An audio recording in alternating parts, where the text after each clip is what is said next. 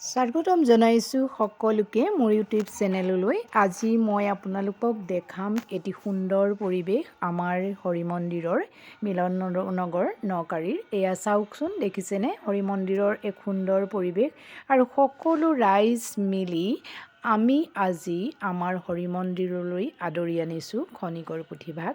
সেয়েহে সকলো ৰাইজ আমি একত্ৰিত হৈছোঁ এই হৰি মন্দিৰত আৰু ভক্তি ৰসেৰে এই হৰি মন্দিৰ মুখৰিত হৈ পৰিছে।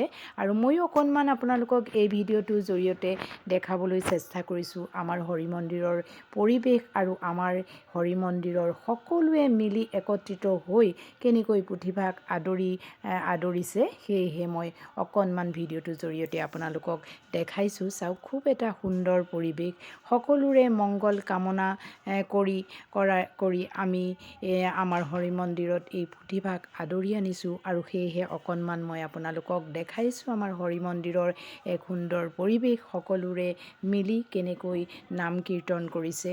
অকণমান আপোনালোকে এয়া দেখিছে, চাওক, ময়ো অকণমান আপোনালোকক দেখাইছোঁ।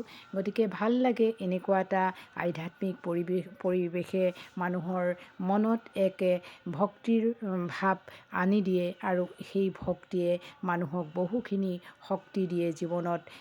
এক বুজাব নোৱাৰা এক পৰিৱেশ আপোনালোকে চাওকচোন।